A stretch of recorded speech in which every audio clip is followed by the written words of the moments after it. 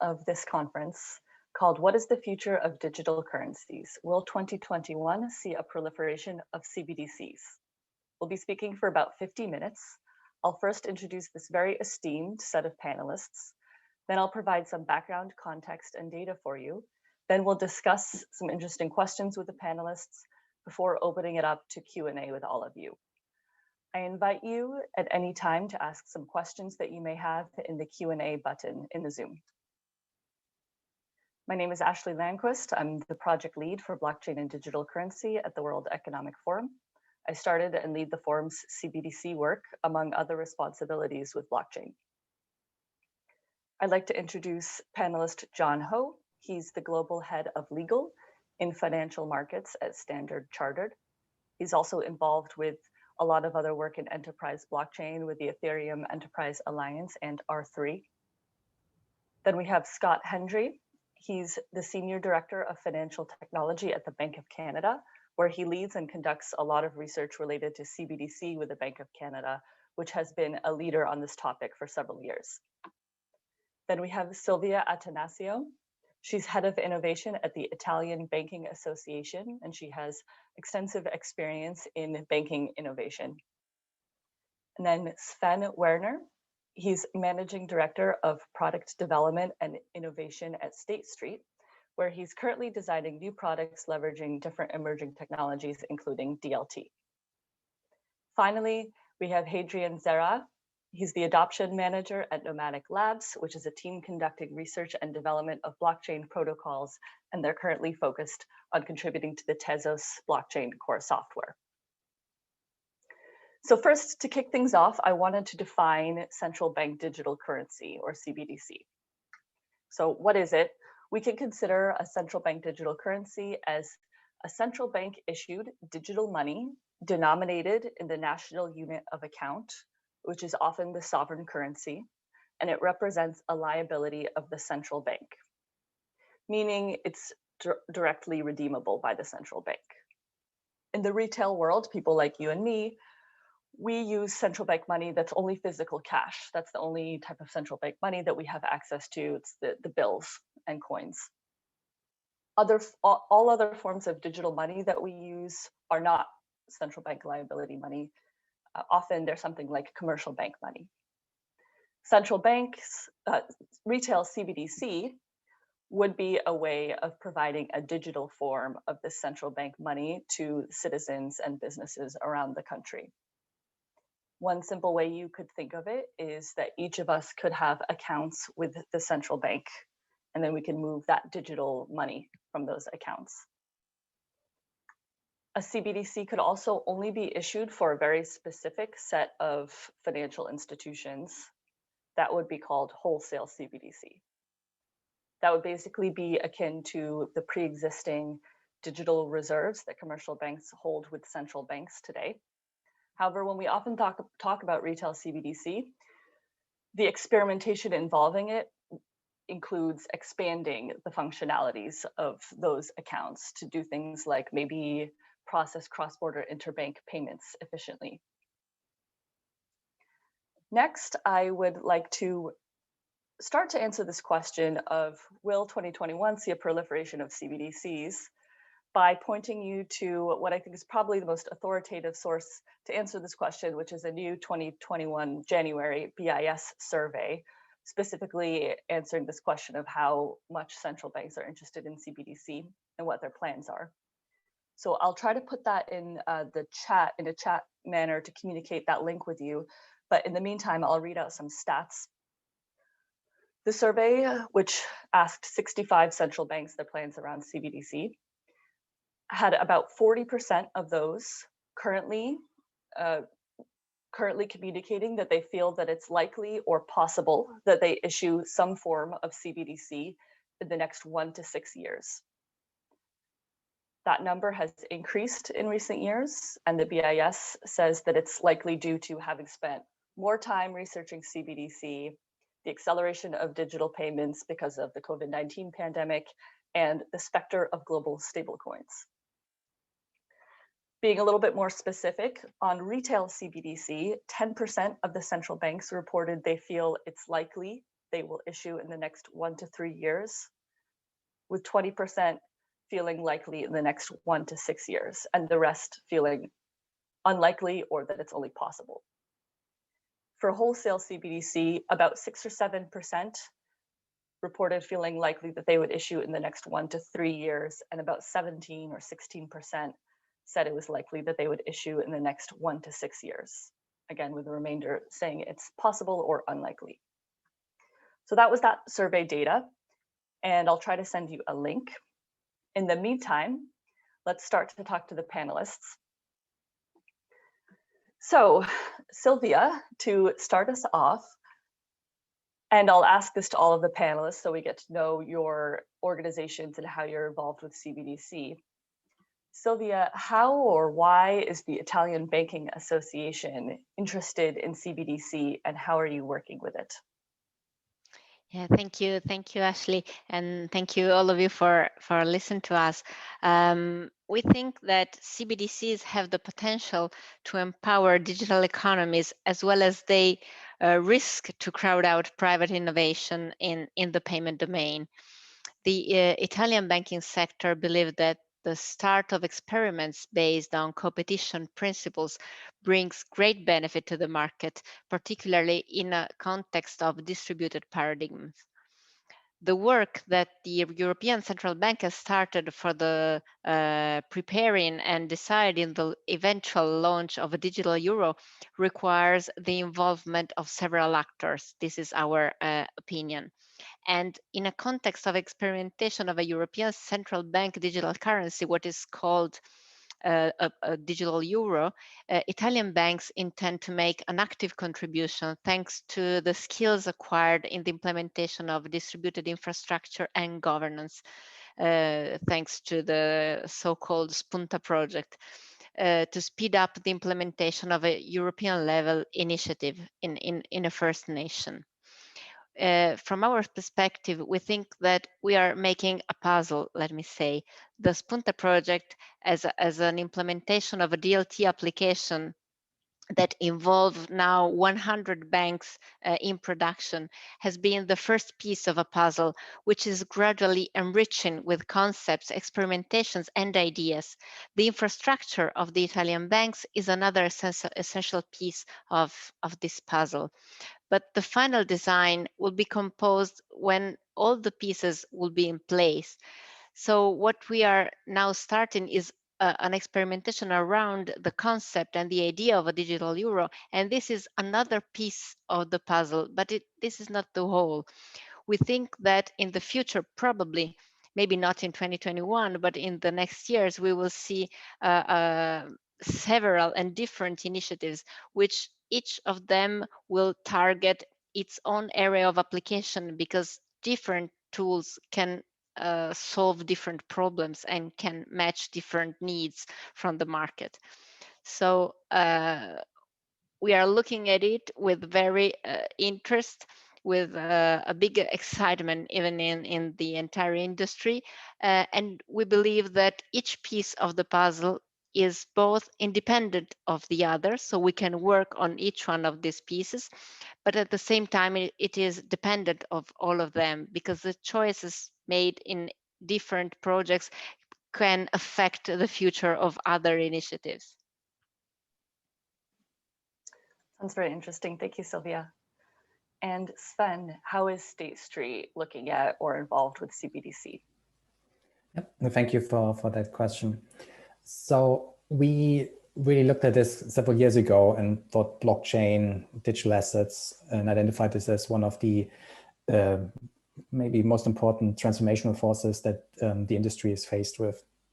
So we have a need to make markets more transparent, more efficient, less risk, and deploying new technology is a key part of it.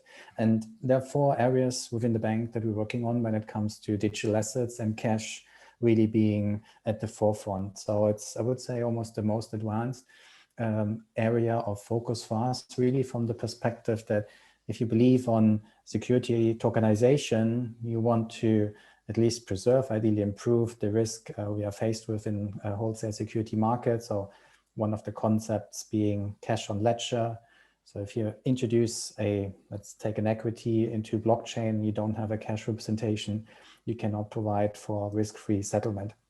And so what we really started to do is thinking, well, let's not wait for CBDC. So we obviously embrace that concept, but particularly what we see in Western markets that this, as you highlighted, a lot of analysis, but we really don't really have seen a major currency go live in that concept. So we and a few other banks and market infrastructures came together and said, let's put a solution out there. So I've been working for over a year on the creation of a decentralized payment system that uses blockchain called Finality. And so that creates something that certain central banks call a synthetic CBDC, by which I mean it has a lot of the risk properties, the look and feel of a CBDC. It's not a central bank liability, but it's as close as you can get. And it's basically a private-public partnership. So where the banks and the market infrastructures create a setup accessing central bank liquidity and provide a payment token service on top of that. And so that's one of the key projects for us to push through, and hopefully that will help us to understand that if and when CBDC come live, how it would fit into operations. Very interesting, thank you. John, how about Standard Chartered? Yeah, I think the area that we are sort of participating with central banks in particular, but is in relation to cross-border payment, wholesale cross-border payment. So we were involved as part of the initial participating banks between the Bank of Thailand and the Hong Kong Monetary Authority with a number of other banks to test the hypothesis of using a wholesale CBDC for cross-border payments. So the question is, why are we doing that? Is we see there's a great potential in using a sort of tokenized CBDC to resolve what is now a challenge in a cross-border payment, because it's fragmented, it's expensive, and the way in which you have layering of correspondent banking makes it inefficient from a faster, cheaper, and efficient payment. So we did a proof of concept on a cross-border basis. The report is public. And what has been proven is that the use of a CBDC, provided it's properly designed, could enable the real-time and atomicity of payment and instant payment. At the same time, ability to also lower the cost of transaction, because you're no longer need to rely on a corresponding banking network. So I think this has compelling use cases, and I think this is also part of the Bank of International Settlement priorities for this year, is to look at the use case for cross-border payments. So I think that we are sort of quite excited that there's a lot of traction and attention in this area. In particular, the price would be that in a digitalized economy, as we see now post-COVID, most people will be relying on digital payments, and cross-border payments is one of those challenges that international lawmakers, central banks, and consumers are all on the same page to try to resolve. Thanks, John. Hadrian, how about your firm, Nomadic Labs, and maybe Tezos as well, thinking about CBDC? Thank you for asking, Ashley, and thank you for giving us the opportunity to present how Tezos is used today in this financial industry. So basically at Nomadic Labs, we've been in touch with financial institutions in France, such as BNP, Société Générale, or Banque de France in 2020. And we quickly started to work on several projects, for instance, with BNP Paribas on the tokenization of an investment fund, which is an alternative investment fund. We are working with Société Générale for the Banque de France CBDC experiment. And we are also engaged with Caisse des Dépôts, BNP Paribas and Crédit Agricole on digital interbank currency to do delivery versus payment of tokenized financial assets. So through those different projects, we quickly understood that tokenization of financial assets by bank would become a very important topic in the following years. And we decided to put some resources in this kind of project because the automation of financial asset issuance by using smart contracts seems to be very cost reductive for commercial banks. However, if you issue a financial asset under the form of a security token, you will quickly realize that it would be nice to do a deliver versus payment operation, to have the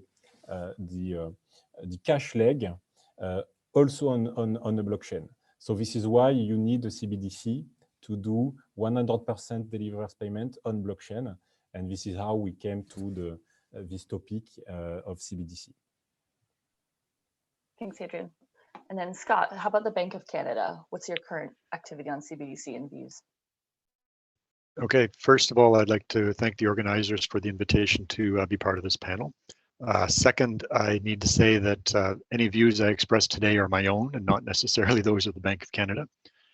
But getting into the question, so we've been interested in central bank digital currency for quite a while, and we've taken it, I've looked at this question from a number of different perspectives, spending a lot of time recently looking at retail CBDC and focused on what are the public policy objectives for why a central bank would get involved.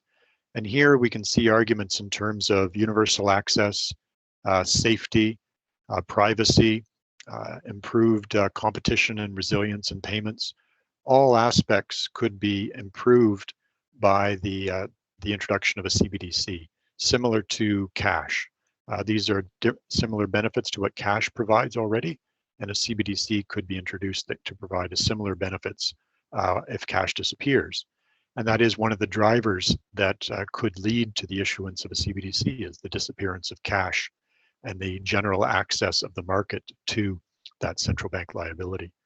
But other drivers exist, and some have been mentioned here in terms of supporting the development of the digital economy.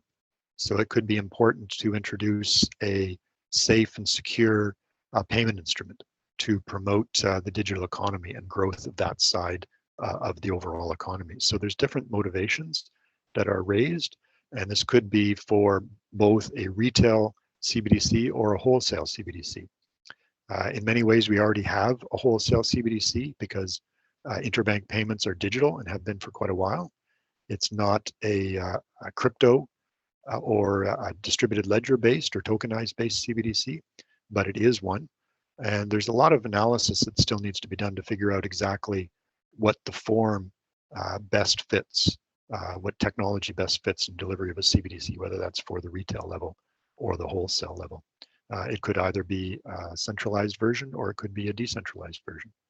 And there's still a lot of research that needs to figure out what best fits. And I'll pause there. Thanks, Scott. And certainly the Bank of Canada is contributing a lot to that research. So Sven, digging into a little bit the benefits that could be seen or the value proposition, why do you think retail CBDC could be valuable, if at all, to an economy? Of course, there are many different angles, as Scott was just mentioning, but let's say the economy already has a fast payments system, for instance, or another sophisticated retail payment system. Yeah, I think that's a good question. And when I started to also read how different markets and regions assess the state and need really for a CBDC, this is, I think, something that always comes up. Well, why do I need this? Because I already have a faster payment system. So I live in the UK. It has been around for quite a long time. You can on your phone instantaneously move money around. And what's the need? So that's why what John said earlier around cross-border, I think, is still an issue at the moment. These instant payment mechanisms obviously have a number of restrictions per design. They are single currency. They therefore don't really work cross-border. They're limited in size and they build up credit between the market participants. So it has in a sense, a commercial risk angle to it. Now, therefore, I think when we define a CBDC, and maybe I'm the only one, but for me, if I think about what matters when I think about CBDC for the retail use case versus what really matters for the wholesale use case, probably I would think of different things. For retail, it's really this idea of you introduce, in my opinion, much higher competition for deposits, you therefore have higher competition for interest rates as they signal to attract deposits, and that will ultimately have an impact on how banks manage credit, their balance sheet, the capital ratios. And I don't think necessarily there's a good answer to this. And so in a way, what most of these instant payment mechanisms have done, but also so far what I've seen, what retail CBDC have done, you try to curb demand and limit it in terms of how much you can hold and how much you can transact. I'm not saying it's a good thing, but that's the reality. Now, on the wholesale side, for me, it's very different because as a bank that is connected to a central bank, obviously the, if you want, the digital element in that sense is not important. There are other things maybe around programmability, and something that we, very similar on the retail side, what we don't have today is we don't have a way, and I think that that's quite important, to link transactions to certain conditions. So have a digital wholesale payment mechanism in the form of an RTGS system in most of the developed markets in Europe as well as in the US, but they work independently and they're not synced. So therefore, very old debates for FX markets, you have Herstatt risk, therefore we have CLS. So I think if you think about what's then the real driver on a wholesale CBDC, it's less so the fact that you can have a wider participation. It's really this ability of, if you want, atomic swaps across different blockchains. And that gets me quite excited about, if you want, the prospect of a CBDC in that particular market. Yeah, it's very interesting. And on a separate subject related to your point about the interest rates issues, I recently did a thought experiment of how CBDC could positively or negatively impact GDP, which is of course a very broad and complex subject. But just on the issue of the financial side, we can have positive benefits if the CBDC has a positive interest rate and thus drives competition and helps the commercial banks to increase their deposit rates to be more competitive, which could help people save more or maybe help with financial inclusion. So some economic research papers from Bank of Canada and other researchers at the Fed have said that that could be stimulative to the US GDP. But then you could also think of the disintermediation that could similarly happen if the commercial banks are offering competitive, if the central bank's CBDC is offering competitive interest rates and it takes deposits away too much from the commercial banks, and thus interrupts lending and causes some other complications. So there's just so many complexities and pros and cons on these issues. Sylvia, so Sven mentioned programmability. If we touch on that again, how do you view programmable digital money in terms of CBDC capabilities? And would this be for retail or wholesale? So Sven was mentioning wholesale CBDC having the programmability capabilities with real-time instant transactions of securities and payments, but how do you view this? Yeah, following the report of the ECB, we are now more focusing retail CBDC as they call it, the real game changer in this domain. So we are trying to understand how a retail digital euro can differ from existing electronic payment systems. At least in the advanced economies, I don't think we need a CBDC to go to the supermarket and pay using my mobile phone. We are already able to do this as long as we are able to make instant payments.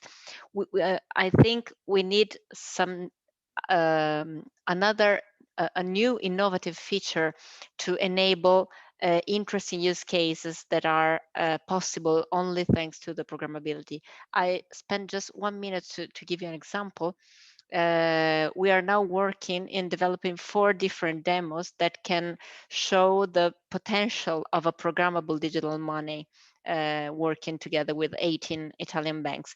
One of these use cases is related to the several bonuses and that government provides to address some specific kind of expenses from citizens.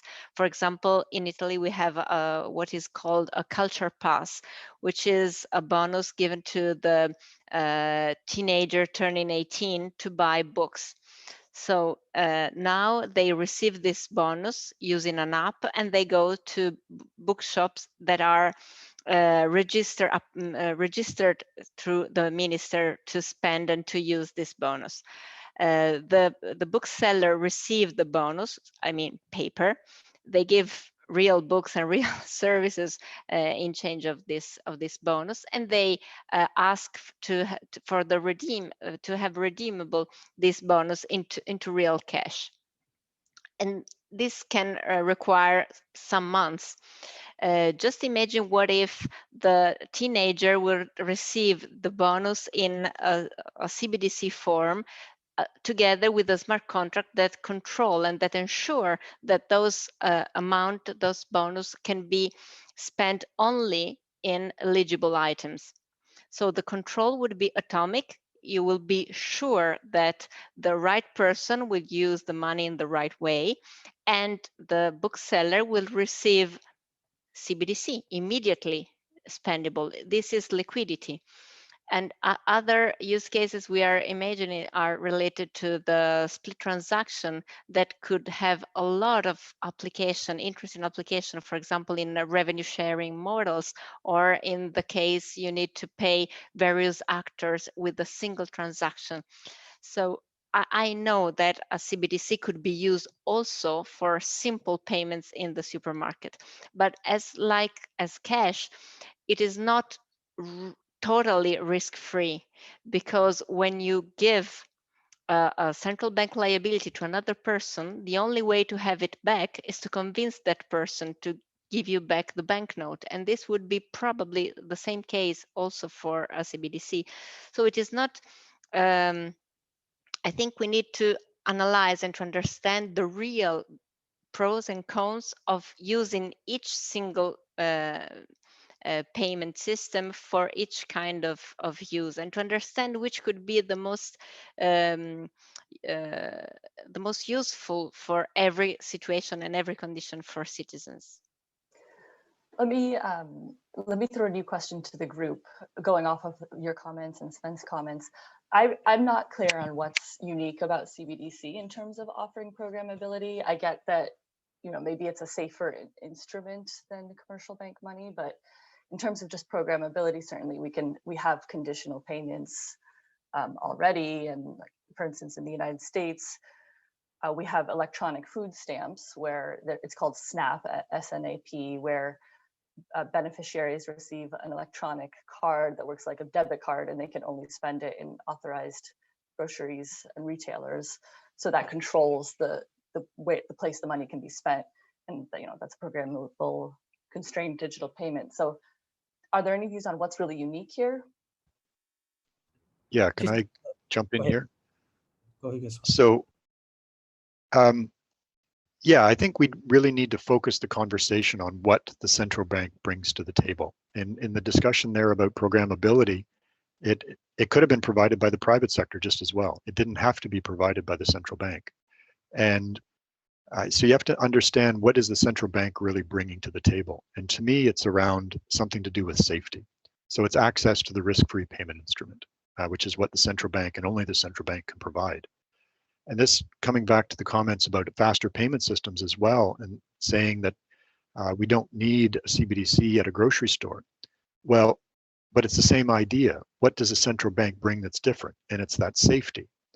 So if people actually want that safety and it benefits the economy, then it benefits in all of these circumstances, whether it's in use as a programmable money or in use to buy my coffee or my groceries. If I, as an individual, decide I want that safety, then I think it's important to the economy that the central bank provides it. It can be used to buy my groceries. It can be used to do some fancier smart contract. But we need to really think hard about what the central bank is bringing. And that's why I wanted to focus the conversation around public policy objectives.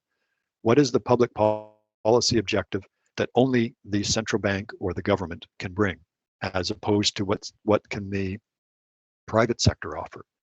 So yes, the private sector can offer faster payments, but the central bank, by being involved, can potentially offer it in terms of risk-free payments as well, or it can be in terms of offline payments, or a different form of privacy, or enhanced resilience or universal access, ensuring that everybody has access. So we need to focus on what is different about the central bank leading or being involved in providing the money that underpins these things. Thanks, Scott. Anyone want to jump in off the back of that? Yeah, just to add to what Scott has said, one of the things that resonate is on public policy. In terms of programmable money, what you mentioned, Ashley, is if you look at the case of Japan many years ago, in the effort to stimulate the Japanese economy, the Bank of Japan basically put monies in people's account, hoping that they will spend and stimulate the economy.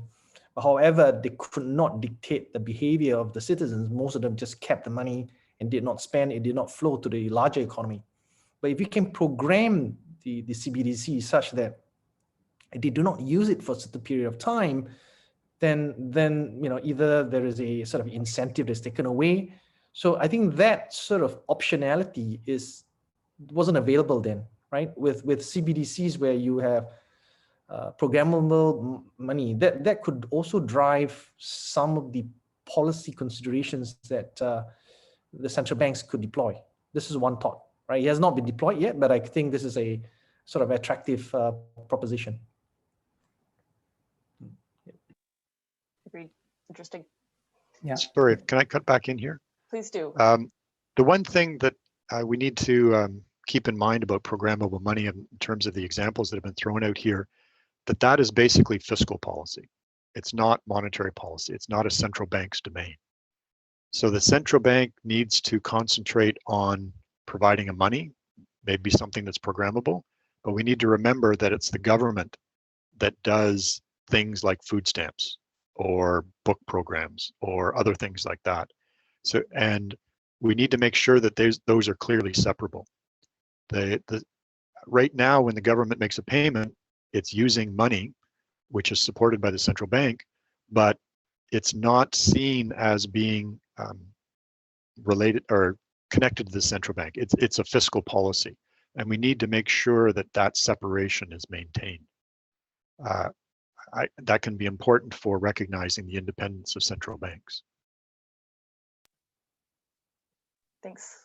Yes, it's very interesting, and certainly one of the opportunities CBDC could provide is this helicopter drop or stimulus payments directly to households that some people talk about this argument, which could be operationally very challenging because you may need to get a lot of people to be able to have these accounts, and it's unclear in many economies why it would be easier for them to have those accounts than commercial bank accounts perhaps, but that's fiscal policy, as Scott said. So can I add something? Please. I totally understand the position of central banks, and of course, it's not me that suggests a disintermediation of commercial banks through the CBDC, but in this technology, there is an effect, a positive concentration effect, because things are more simple and are more easy if a single instrument is reused for several purposes. There are several bonuses, for coming back to my example, for electric scooters, for kindergarten, for books, and there are several entities that issue this kind of bonus. We cannot imagine that each of them will issue its own specific dedicated card because the initial cost is high. So it is useful to refer to a single instrument to this kind, and this is just an example of bonuses, without reissuing every time a different instrument. And in this case, I think it would be desirable not to leave it to a private subject, to a private entity. Any responses? Yeah, maybe just to add from a wholesale perspective, so what Scott said about this, what does the central bank bring? I think that's a perfect question. And this is one of the areas that, from an institutional wholesale perspective, there are certain markets that today operate in central bank money. And so therefore, if you were to have a digital programmable money provided by private actors, per definition, it's not central bank money. So therefore, if you want, it's not less safe, but it's not the risk-free asset we are all used to. And therefore, if you take, for instance, a domestic CSD settlement, or when you buy and sell, shares that you trade on your local stock exchange, that activity settles between the banks and central bank money. So there we need a form of CBDC support, help, active engagement of central bank, if we want, and that's important, to have the digital blockchain-driven payment mechanism. In a way, I would just add that the RTGS systems, etc., are, if you want, digital, but they are not blockchain. They are account-driven. You process based on instructions, account statements, etc., and you have multiple ledgers. So the fact that you use that technology also changes your entire operating model, and something we have to do. But then there are many other markets that today also between banks are operated in commercial bank money. We have no problem with that. And we are definitely looking to develop these also through private sector solutions. So I think that's quite important, that I think there's enough space to have both, and the market hopefully will find the model that is suitable in that particular instance. Thanks, Ben. Shifting gears a bit, is there space for cryptocurrency in all of this? So, Hadrian, could you please share your views on what the interactions of CBDC and cryptocurrency might be, including maybe stable coins or just cryptocurrency in general? Could they take market share, as some people say, or how could one influence the other? Can they coexist?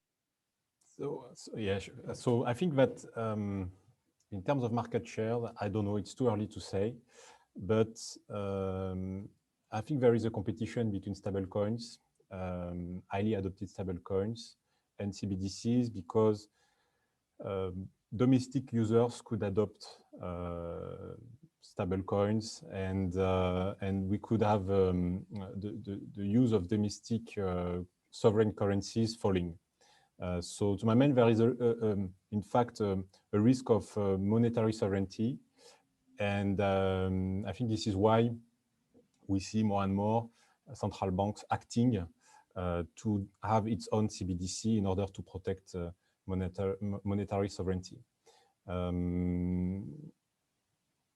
I think CBDC will allow to have more and more tokenization of assets, financial assets or real estate assets, because financial institutions will be able to perform 100% deliver versus payment on a blockchain, and maybe, for instance, on the project we have done with BNP Paribas, which is the tokenization of an investment fund, we could see in the future, if we have a CBDC, the possibility to redistribute dividends to security token holders. So my answer is that I think CBDC and stablecoin will go into a competition in the next years. Thanks. I suppose in that situation, one always must consider the option of regulation too. The country could regulate against these, maybe the stable coin, but maybe regulation is complicated. Scott, maybe throwing a new public policy question to you. What do you think of this choice of, or how feasible and easy is it for regulation to help stave that risk of stablecoin popularity and monetary sovereignty versus issuing something like a CBDC to counteract that risk? Yeah, in my opinion, from an economic perspective, there really isn't any difference between a stable coin and commercial bank money. A stable coin, basically in its form, is a narrow bank. So if there is a proper regulatory structure and a proper way of efficiently moving value in and out of the stablecoin system, there really shouldn't be, from an economic point of view, a difference between that money and the commercial bank money we already have. So if we get that structure in place, then a stablecoin is not of risk to the domestic authorities. If a Canadian dollar stablecoin is, well, it's Canadian dollars, and as long as people are using Canadian dollars, the central bank can still do monetary policy. A stablecoin in a foreign currency, whether that's a foreign fiat or something related to gold or Bitcoin or something like that, that would be at risk to the Canadian economy, because if people are using something else, then it's makes monetary policy inefficient or impossible. We need people using Canadian dollars. So if we get the proper structure in place, then a stable coin, a Canadian dollar stable coin, is not a problem. Then we only have to worry about pure crypto like Bitcoin, or foreign stable coins or central bank digital currencies. So those could provide a motivation for providing our own central bank digital currency to induce people to stay in the domestic unit of account. We really need people in Canada using the Canadian dollar as their unit of account in order to do monetary policy. Thanks, Scott. So John, and anyone else who's interested, we're speaking about foreign CBDC now and the risks it could cause, but there might also be learning opportunities from, for instance, the Chinese PBOC's digital currency, a CBDC pilot work. It's not certain yet whether PBOC will issue CBDC, and if so, what form, but it's certainly doing very extensive piloting. What do you think we can maybe learn from this? And I'll hand it to you first, but then invite my colleagues here to chime in as well. What could be learned from the Chinese CBDC pilot? Yeah, I think the Chinese CBDC, as many people are watching very closely, is a attempt by the PBOC, the People's Bank of China, to offer a retail CBDC to the citizens.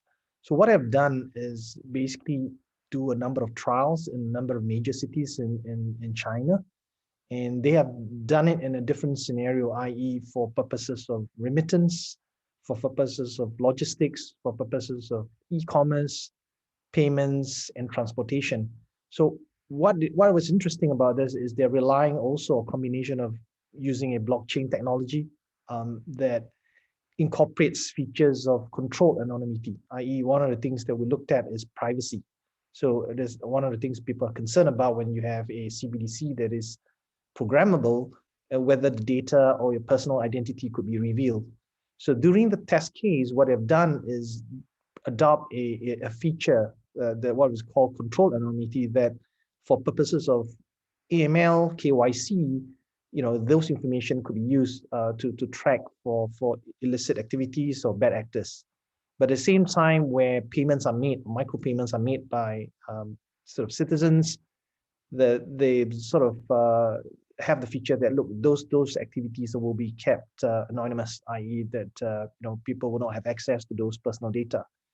But one of the things that we see that is compelling is that they are also relying on the current payment rails to offer it. So if you look at the trials, you could download an app onto your phone for those testers, and they could use this CBDCs for payment at select stores. One of the things we learn is that the government is very focused on a sort of a controlled test environment. They've enlarged the use cases. And what we learned, for those that is information in the public domain, is those tests largely have been very successful. They've been enlarging into different cities right now. The most recent is in Greater Bay in Macau and Hong Kong. That in itself extends the reach of CBDCs. What is interesting is whether they will focus purely on the domestic CBDCs, or will they have grand plans to extend it on a cross-border basis. By the way, I think they might not be using blockchain in their work. The initial stage, they use a sort of payment rails, but at the back end, they do have the blockchain enabled technology that obviously have not been fully deployed, but that sort of backbone is there in terms of design. Okay. Yeah. Okay, and anyone want to add to what could be learned now or in the future?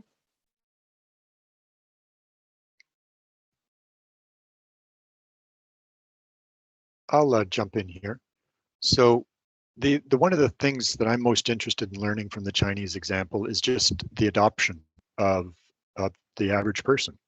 So does the person care? Will they adopt it? Do they view it as something different from the money or the value they're already using to exchange through Alipay and WeChat Pay.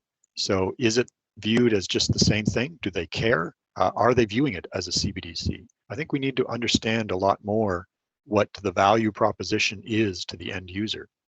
And most Chinese citizens already had and were big users of Alipay and WeChat Pay. So they already had access to instant payments, as one of our previous questions. So are they going to adopt this CBDC, or do they care? I think we need to get a really good understanding of what the people actually want and under what circumstances they want it. How is it different? And how do they view it? Do they care?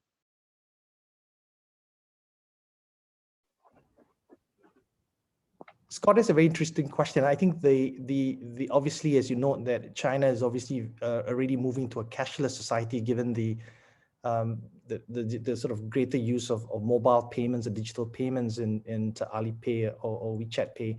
But I think the difference here is that, at least in the test case, is that the China DCP, as they call it, is actually a cash in a digital format. So from an experience perspective, you might say it make no difference, but I think from a someone holding a digital cash, i.e., they're taking sort of in a sense, a central bank money, as opposed to taking the credit of a private institution providing a connection via a sort of a credit card. So I think for those that are people that are holding lots of money or corporates, they may care, but I think from an experience perspective, at least the test cases, given that the amounts are very small, at this point is it's very hard to test the hypothesis whether that matters. But I do think over time, what the government is trying to do is to provide an alternative for other players to actually use cash for purposes of payments, for purposes of digitization of the economy, and more importantly, when they move to a cross-border sort of payment system. Thanks, John. Scott. Yeah, I agree that we need to have an understanding of what the people want and how they see it as different, and under what circumstances. And there is evidence that they are in China viewing the ECNY as something different, but I think we really need to get a better understanding of that. I'm much more worried about nobody adopting my CBDC than I am about it being over adopted. So the worries we mentioned earlier, worries about disintermediating banks. That is a worry, but I'm actually much more worried about the opposite. I think it's much more likely that we introduce something that nobody demands, that nobody wants. So we have to introduce something that people can identify as a central bank digital currency. They know it's different from their commercial bank money, but at the same time, it's used in a very similar manner, so that it achieves a certain amount of adoption to be successful, but not too much adoption that it causes harm to the commercial banking sector or the financial sector. So that's a very narrow sweet spot potentially for a successful introduction of a CBDC. So we need to make sure that we have a proper design that is what people want, but it has the proper safeguards in place to not be too successful or too unsuccessful. Does anyone have any final remarks? It's a very interesting discussion.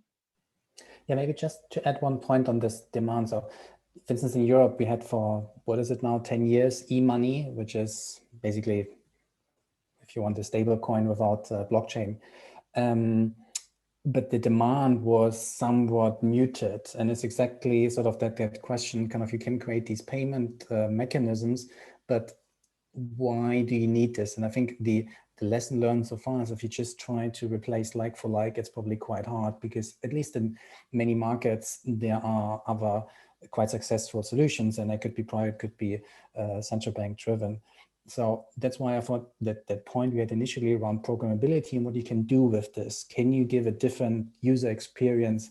Can you make stuff more effective, efficient, provide more transparency? In a way, it's you're trying to imagining, the iPhone when we all had the old Nokia phones. It is hard and difficult, but I think that will what's driving it, not to say you have an app and you make payments today and the asset in it is different. I think that for a lot of people may not necessarily be the driver, but does that change give you the better user experience, faster, cheaper, whatever that is? I think that's where programmability will come into effect and where a lot of work has to happen. Thanks, Sven, for closing us off. So CBDC could be useful, will only be adopted if it's actually adding something new or different in some way to the status quo options. So thank you very much, everyone, for joining us. Thank you very much to the very esteemed panelists for speaking, and for those of you in the audience. And I'll hand it back to the conference to prepare their closing remarks. Great. Thank you so much for that really interesting panel. We'll now pass it over to Lawrence for the closing remarks. If you just click on his session in the agenda. Thank you.